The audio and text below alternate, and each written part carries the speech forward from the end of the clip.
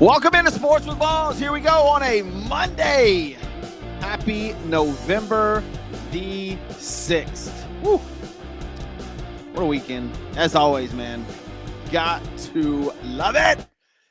Welcome into Sports with Balls. I'm Jeff Michael. We got a great show. We've got a busy show today. Look, I'm not all 100% there. I did go to the casinos this past weekend. It was a lot of fun, but maybe a little bit too much. Who knows? But today is November the 6th, man. Tons of NFL to get into.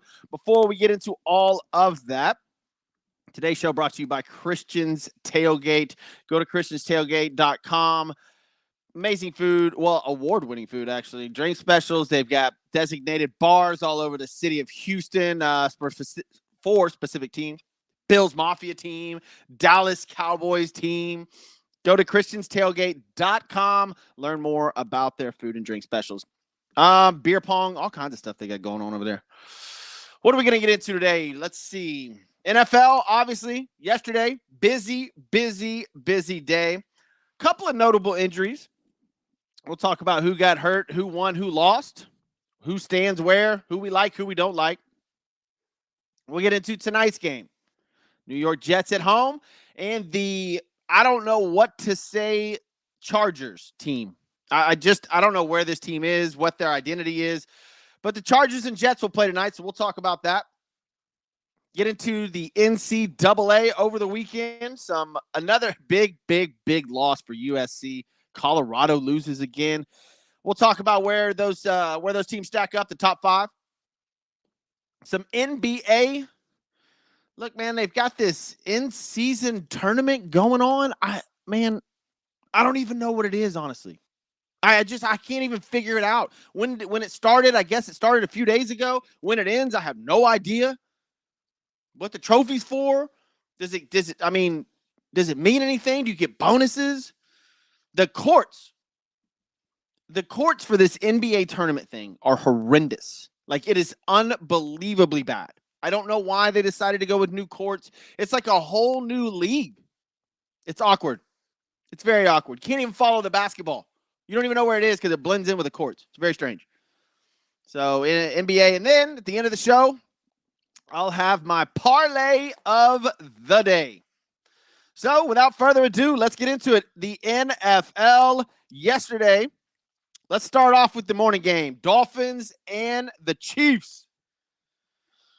The Chiefs can beat you in a lot of different ways. And this showed it. Look, Patrick Mahomes didn't have a spectacular game yesterday, but they won. It was 21-0 at one point. The Dolphins, again, fall to a team that's above 500, and that seems to be the MO at this point. The Dolphins cannot beat good teams. You are supposed to beat the bad teams, but you got to win every now and then against the good teams. Right now, man, you haven't won against a team above 500 in over 400 days. That's insane. The Dolphins are what they are. They scored 14 points in the third quarter. That was it, folks. That was it on the entire game. Mostert found the touchdown. Tua Tagovailoa, 21-34, under 200 yards passing. One touchdown. QBR of 51.9, respectable. And a rating of 87. It's okay. Not enough to beat the Kansas City Chiefs. By the way, their defense allowed 0 points in the first half. Of course, they gave up the 14 points in the third quarter, but 0 in the fourth. They had a defensive touchdown. Patrick Mahomes, 20-30, under 200 yards too, for a game that was supposed to be high flying. Both quarterbacks under 200 yards passing. Mahomes a little bit better. He had 2 touchdowns and a rating of 105. Mostert, 85 on the ground, which was respectable. He only got 12 carries. I thought they probably should have fed him a little bit more. I mean, Isaiah Pacheco for Kansas City had 16 rushes. I thought Mostert should have way more than Pacheco, but it is what it is. Tua Tagovailoa at the end of the game drops the snap. I don't know the logistics of whether or not that was the center's fault or whether it was Tua's fault, but it was his opposite side. He's left-handed, right? So it was on his right-hand side. He drops it, game over. They had a chance to at least try to tie the game up, but Dolphins lose. They fall to 6-3. Kansas City wins 7-2. One of the best teams in the NFL. And they did it in a very ugly fashion. That game was marred by penalties. If you were in Germany and this was your first NFL game, you had to be like, what in the hell is this? Like, there was timeouts, there was penalties. It was a long, drawn-out game. There really wasn't a lot of high-flying action. So if I'm in Frankfurt, Germany, and I'm going to an NFL game, that was ugly. That was not good. And that was supposed to be a 28-35, just an absolute offensive display. Nope. Tyreek Hill, 62 yards receiving and a fumble lost for a touchdown. It is what it is. Kansas City Chiefs go to 7-2. The Miami Dolphins 6-3. Miami's still in it. They got to get their offense together. Their defense is but their offense needs to get together. Vikings and Falcons, man, what an absolute story this was. Josh Dobbs. Unbelievable. The guy was traded on Tuesday. 5 days later, on a Sunday, he's in Atlanta, and he wins the game for them, basically. It was unbelievable. Josh Dobbs had 7 carries for 66 yards rushing. Well, I mean, look, that's not a surprise. He didn't know the playbook that well, so of course he's going to take off running. He probably went option 1, no. Option 2, no. I'm out of here. But he won. Josh Dobbs in a great moment. The guy is an unbelievable story. It's just a feel-good story for the Minnesota Vikings. After losing Kirk Cousins to an Achilles injury, you got Josh Dobbs. He comes in and goes 20 for 30 for 158, rushes for 66 yards, and throws 2 touchdowns. Playing Tyler Heineke, 21 to 38, 268, 1-1. I think the big story here, like aside from Dobbs, is Bijan Robinson, the running back from the University of Texas. People are absolutely hammering this guy. He had 11 carries for 51 yards in a 3 weeks ago, y'all are showing video of this guy above like the camera angles above him and just going nuts about how incredible this guy is. And now you're just hammering him because he has a bad game. Correct me if I'm wrong. I think he was sick the last game too.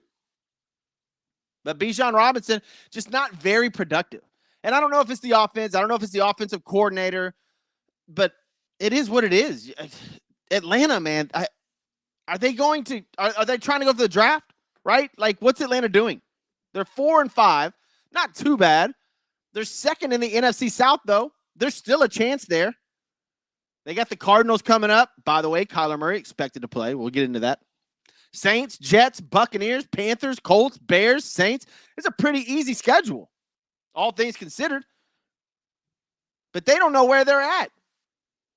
They have no idea what's going on. Is Desmond Ridder the guy? Because they pulled him. Desmond Ridder no longer is the starting quarterback for the Atlanta Falcons. Tyler Heineke is. Or Taylor Heineke, sorry. But I from the looks of it, I don't see Desmond Ridder as the guy in Atlanta. There's 6 quarterbacks coming out at least that are NFL ready coming up. Are you going for one of those guys? Because, man, you've got offensive weapons galore in Atlanta. Drake London, Bijan Robinson, Cordell Patterson. I mean, it's off the chain with what's going on there. But you can't get anything done. Your offense is terrible. Kyle Pitts is there. I don't know if it's the coordinator. I don't know. Is this a hot seat team? Is the head coach on the hot seat? I don't know, man. But Atlanta, got to figure it out. Josh Dobbs came in there in an incredible story and beat you. Flat out. And way to go, Josh Dobbs. Good job, man. Hell of a job. You got there on Tuesday, didn't know the playbook, and plays on Sunday, and throws 2 touchdown passes, man. Unbelievable. Cardinals and Browns. We just talked about the Cardinals 1-8. But the Browns got Deshaun Watson back. That's the story right here. Deshaun Watson, 219 yards and 2 touchdowns. And the Browns win 27-0. Their defense is top 5. Their defense is elite. Their defense will get the Browns in the playoffs. I don't know about Deshaun Watson from here on out. I don't know how he's going to perform. It seems like it's like a week-to-week thing with him on how he is mentally and what's going on. But Deshaun Watson, if he's healthy and he can play at somewhat of the level that he did in Houston with that defense, Cleveland's got a shot to win a game in the playoffs. I will tell you that for sure. That team is not bad.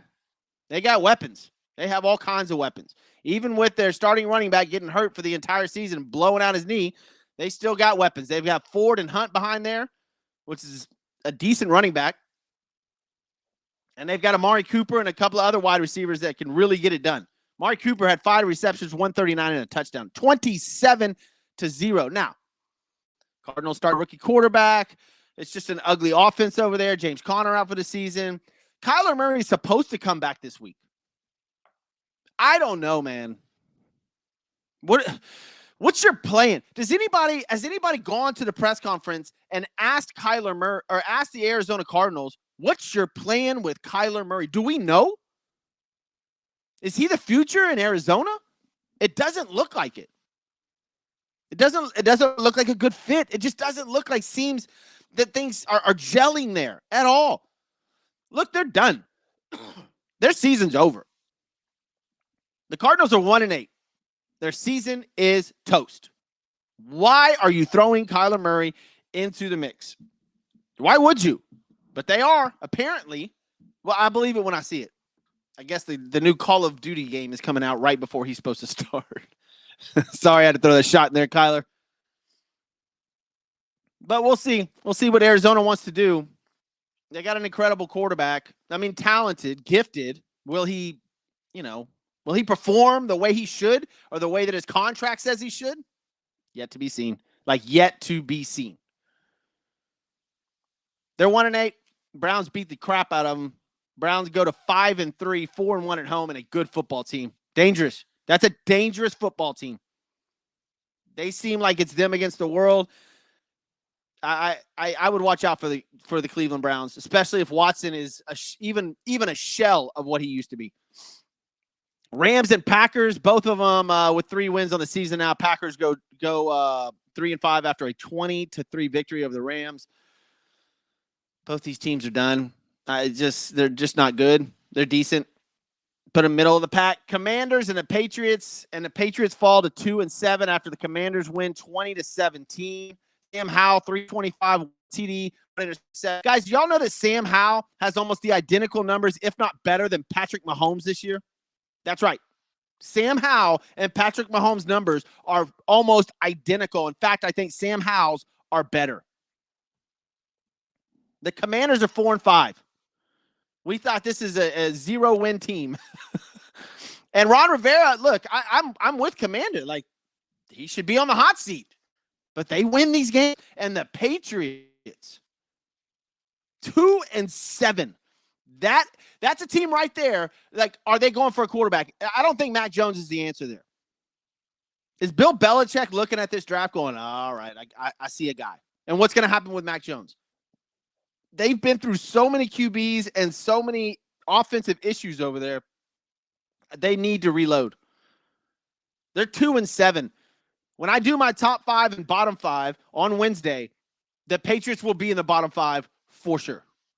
That is without a doubt. This is one of the worst teams in the NFL, and their defense should have been better. Sam Howell and the Commanders come in there and spank them 20-17. Wow. I mean, it's what it is if you're the Patriots. Mac Jones is your quarterback. Bill Belichick is your head coach. It's not Tom Brady. It's not even close. Your defense isn't playing the way that it should. You're a defensive specialist, Bill Belichick, and your defense is getting run over by Sam Howell. Which, by the way, like I said, same numbers as Mahomes. That's crazy. That's crazy. New Orleans Saints improved to 5-4 over the Chicago Bears, who are also 2-7.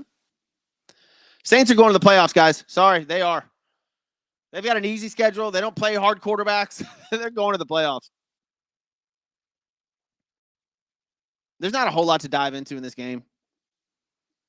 Agent, good for him. 220. 3 picks, though. The Saints' defense is pretty good. They're not that good. All these rookie quarterbacks, man. The NFL just put, what was there? 7 rookie quarterbacks that started this weekend? Man. Seahawks and Ravens.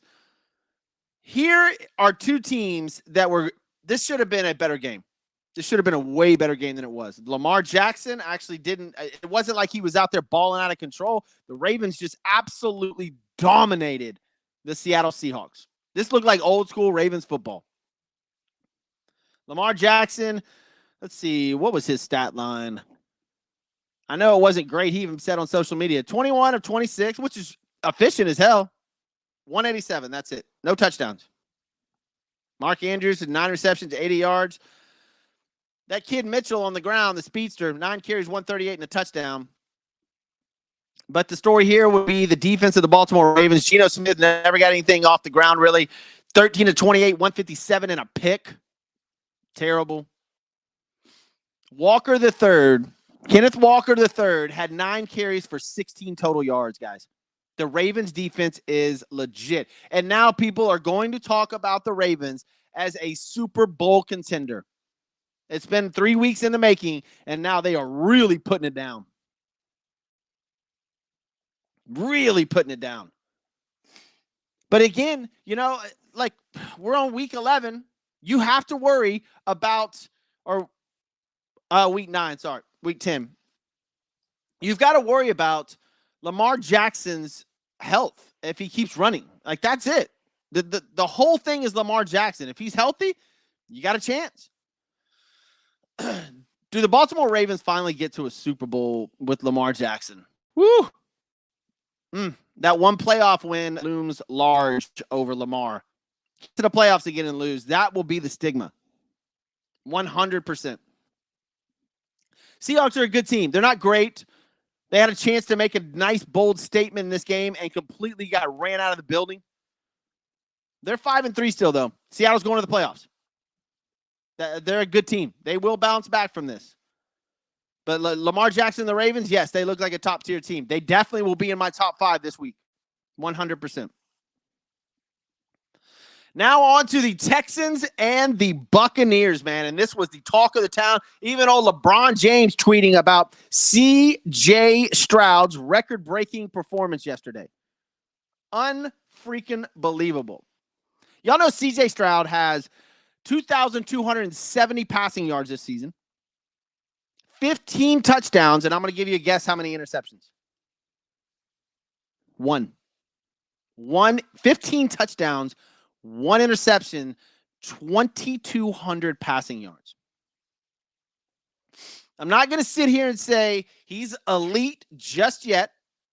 He's definitely given the city of Houston massive, massive hopes. Including myself. I'm a little... I kind of want to go watch this kid now. But listen, Justin Fields did this. There's a bunch of quarterbacks that came in and blew the doors off of people. And then second year, we've seen it happen. We've seen it happen all day long. Once they get film, these defensive coordinators are smart. And C.J. Stroud's a great quarterback, but you got to keep it up.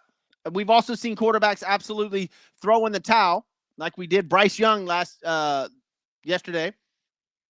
You saw Peyton Manning do it his first season, and look what happened.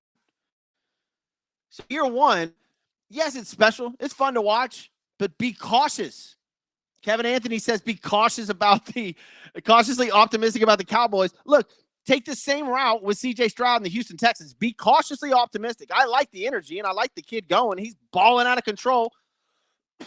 Threw for 470 yesterday, a record. 5 touchdowns. But let's just, be weary. All right? I like the kid. I think he's amazing. The receivers over there with Nico Collins and Tank Dell, they got something special going down. Damian Pierce, who was hurt, but Singletary filled in nicely. C.J. Stroud breaking records in Houston. And I guess I can compare him to Deshaun Watson. It's just the off-field stuff with Deshaun Watson that stings a little bit if you're a Texans fan. But you gotta like this. You gotta like C.J. Stroud balling out of control, 470 and 5 touchdowns against a good Tampa Bay defense. It's not bad. The Houston Texans are 4-4.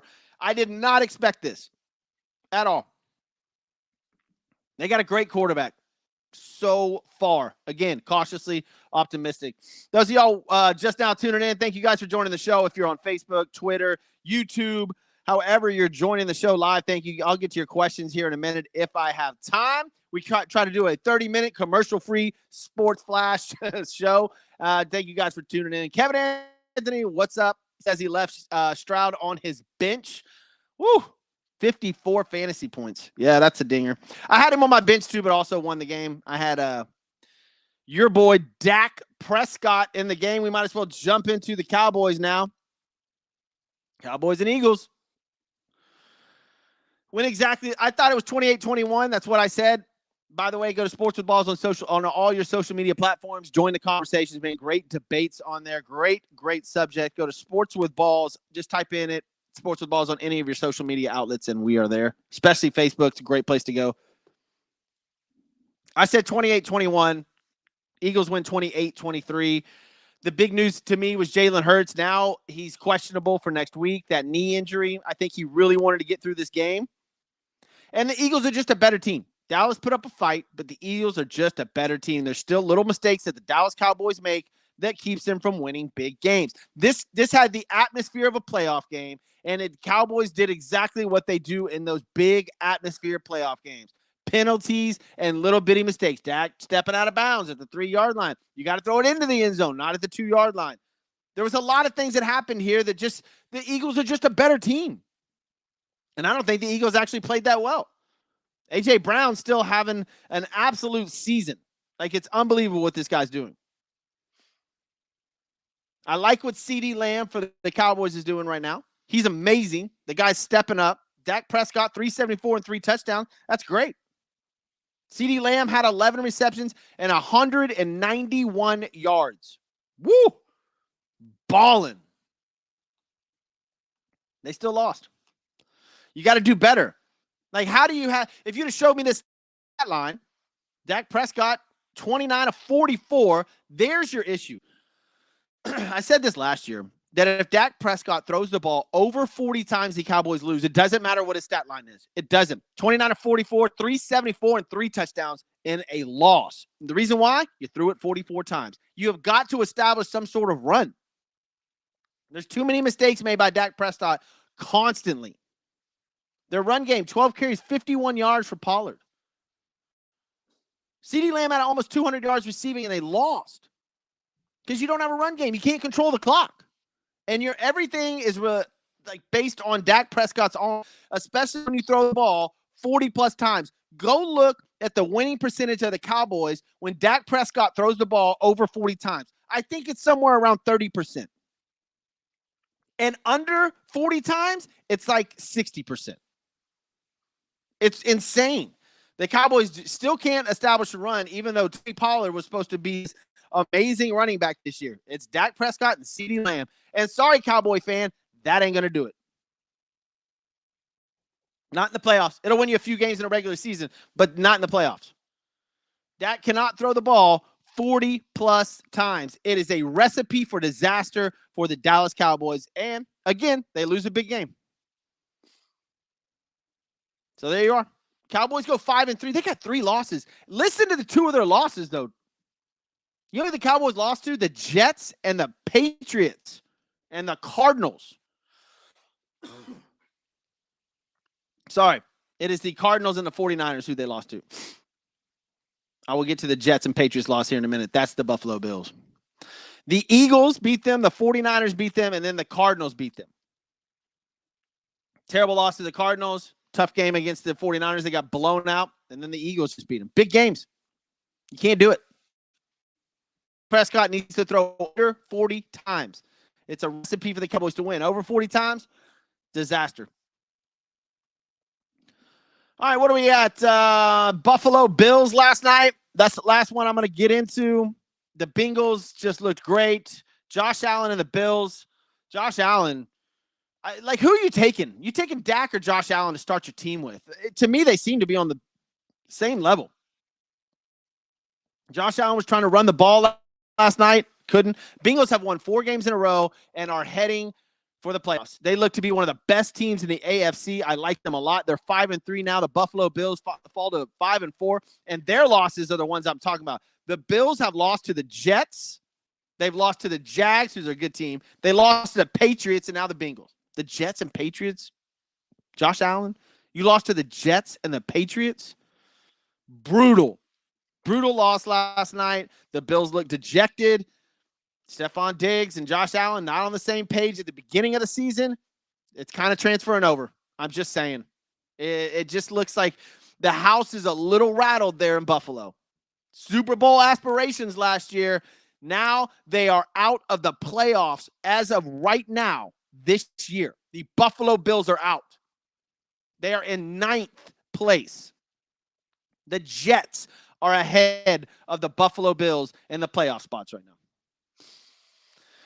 All right, we'll get deeper into the NFL tomorrow. Let's get over to this college football that happened over this weekend. Look, Kevin Anthony, since you're tuning into the show, what happened? LSU. They got whooped. They lost. Ohio State beats Rutgers.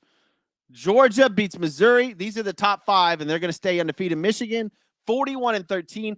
By the way, we're supposed to hear some news about this Harbaugh situation today or by the latest Wednesday or Thursday.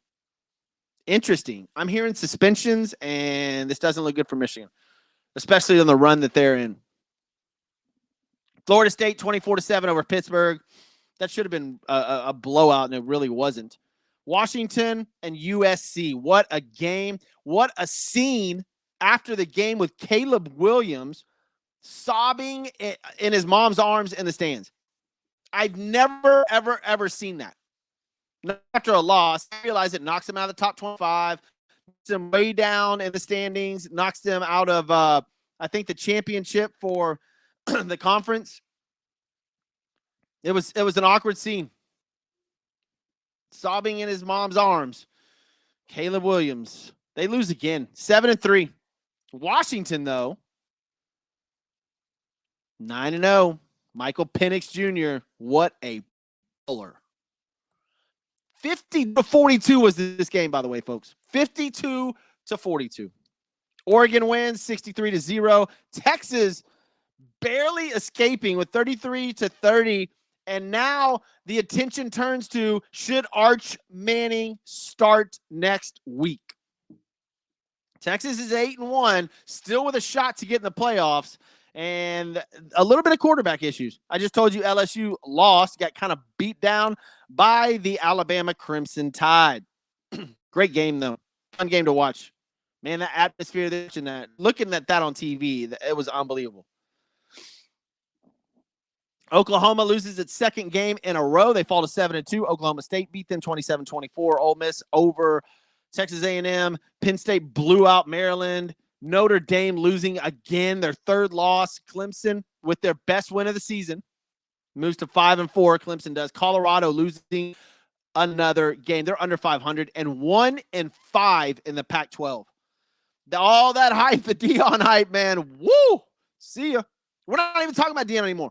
Sunglasses, all that, everything, the hoodie, the attitude, gone. See you later. Tennessee 59-3 over UConn. And right now the standings, the AP poll came out. Georgia, Michigan, Ohio State, Florida State. That's the AP. So the college football poll, the playoff poll will come out on Tuesday, and we will definitely get into that more tomorrow. Wednesday morning, because we have tomorrow morning's show. There's no big upsets after that. Oh, well, Army beating down Air Force. Air Force was undefeated. Army beat them 23-3. That was a shocker. But we'll get more into college football as the week goes on. I told you before, like at the beginning of the show. By the way, if you missed anything, go to Sports with Balls in any podcast arena. It's all up there. What do we want to do? Parlay of the day. Let's do it, because you got Monday Night Football tonight. Man, we blew through, though. My Lord. All right, parlay of the day. You have got the New York Jets at home taking on Justin Herbert and the Chargers. Right now, the Chargers -3.5. I like that. Jets have been playing decent. Their defense is good, but the Chargers actually have a really good defense. It's at home for the Jets, and that's the only thing that gives me a little bit of caution, but I like the Chargers. I think that hopefully Justin Herbert comes through. Give me the Chargers -3. I'm taking all favorites, by the way. And I've got 3 NBA games for you. I don't know about this tournament, guys. I don't know what the hell this is. I can't figure this out. What the hell is the NBA doing? Have you seen these courts? This is ridiculous. It looks awkward. Like, when did we have a second NBA season right in the middle? I thought this was just going to be normal stuff. You go through, play some games, somebody wins a trophy. You changed up the courts. It looks retarded. You can't find the basketball in most of these games. It's just weird, man. The NBA is in a very, very weird state right now. It's strange. Very, very strange. They're trying to make the regular season more interesting, and I get it. But I like the Bucks minus 5.5 tonight. I'll tell you who they're playing real quick before we get out of here. Give me the Bucks over the Nets minus 5.5. Give me the Nuggets, who are absolutely ridiculously good. They're at home. They're playing the Pelicans, and I love Zion, but give me the Nuggets minus 5.5 as well. And then Boston, who's on a roll. The Celtics are at Minnesota Timberwolves, and I like them too. So your parlay Chargers minus 3.5. Bucks and the Nuggets minus 5.5. And then Boston minus 4.5. Look, if you missed anything, go to Sports with Balls on your podcast arena. And go to christianstailgate.com if you're hungry or just want to drink and watch some games. Go to one of their 5 Houston area locations. christianstailgate.com. Place is freaking phenomenal. I'm actually going to go there and eat here in a little bit. Tomorrow morning, same bat time, same bat place. I'm Jeff Michael. This is Sports.